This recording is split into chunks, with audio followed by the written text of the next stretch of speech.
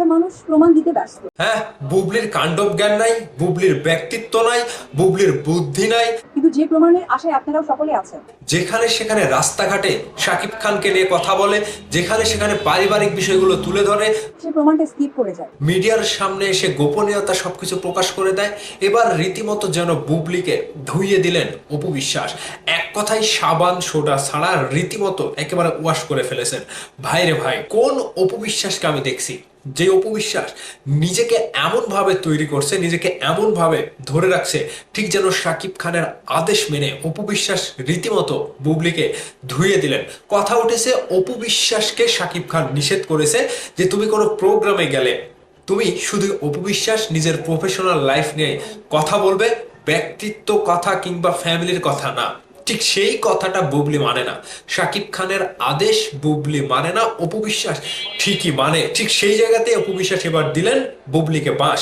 এই বাঁশের পেছনে একটা কারণ ছিল, শাকিব খান এবং শাকিব খানের সন্তানকে নিয়ে বুবলি যেভাবে হাটে বাজারে রাস্তাঘাটে একেবারে ঢোল পিটিয়ে যে কথাগুলো বলেছে, সেই কথাগুলোতে বিরক্ত অপু বিশ্বাস। তাকেও যখন প্রশ্ন করা হয় যে আপনি ফ্যামিলি নিয়ে কথা বলেন কিংবা ফ্যামিলি নিয়ে কি বলবেন, ঠিক বুবলির সন্তানকে নিয়ে শাকিব খানকে নিয়ে বুবলি যে কথাগুলো বলেছে, আপনি কোনটা বলবেন এবং আসলেই ঘটনাটা কি?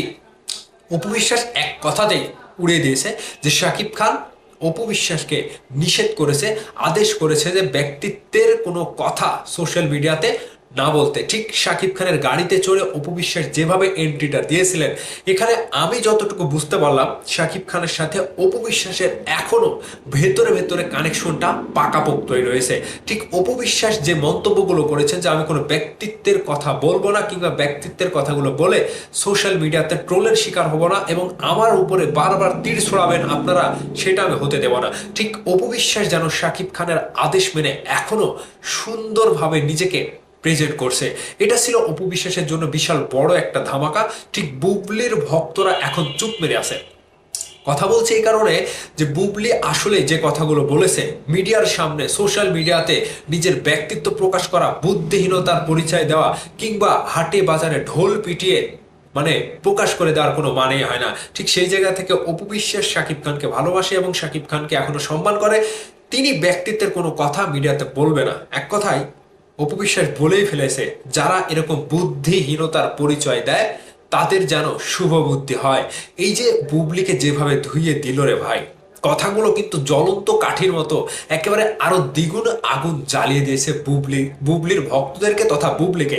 আমি বলবো অপু বিশ্বাস পেছনে যে কথাগুলো বলে এসেছে এতদিন, সেই কথাগুলোর জন্য তিনি রীতিমতো নিজেকে এখন মানে সেটা প্রমাণ করার জন্য তিনি নিজের কাছে নিজে এখন লজ্জিত যে আমিও এক সময় বলেছি, কিন্তু সেই সময়টায় আমি নারী ছিলাম, একজন মেয়ে ছিলাম, হয়তো সেই সময়টা আমার এত হিতাহিত বোধ ছিল না, কিন্তু একজন পরিপূর্ণ নারী হিসেবে, সন্তানের মা হিসেবে, শাকিব খানের বউ হিসেবে তিনি এখন যেভাবে নিজেকে প্রেজেন্ট করছে সেটা পুরোটাই উল্টো। সেখানে বুবলি কিন্তু অপু বিশ্বাসের কাছে হেরে যাচ্ছে। ব্যক্তিত্বের দিক থেকে হোক, সংসারের দিক থেকে হোক, কথা বলার দিক থেকে হোক কিংবা সাক্ষাৎকারে মিডিয়াকে কিভাবে ট্যাকেল দিতে হয়, সেটা কিন্তু বুবলি মানে অপু বিশ্বাস খুব সুন্দরভাবে ট্যাকেল দিয়ে যাচ্ছে।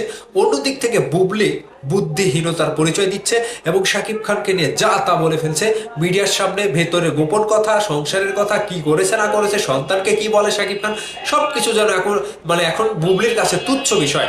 অন্যদিক থেকে অপু বিশ্বাসকে আমি ধন্যবাদ জানাচ্ছি এই জন্য যে শাকিব খানের গাড়িতে চড়ে তিনি এসে তিনি শাকিব খানকে সেভ করলেন এবং শাকিব খানের ভেতরের গোপন কথাগুলো তিনি বলতেই চাইলেন না মিডিয়ার সামনে। যেগুলো নিয়ে মানুষ হাসাহাসি করবে, যেগুলো নিয়ে মানুষ তর্ক বিতর্ক করবে, যেগুলো নিয়ে অপু বিশ্বাসকে আবারও তীর ছুড়ে দেবে, সেই কথাগুলো বলতে অপু বিশ্বাস নারাজ। বিষয়টা তাহলে আপনারা কি বুঝলেন? শাকিব খানের সাথে অপু বিশ্বাস এখনো কানেক্টেড রয়েছে এবং অপু বিশ্বাস যে বুবলিকে রীতিমতো সাবান সোডা ছাড়াই যে ধুয়ে দিলেন, সে বিষয় নিয়ে আপনাদের মতামত অবশ্যই কমেন্ট বক্সে চাই। ভালো থাকবেন সবাই।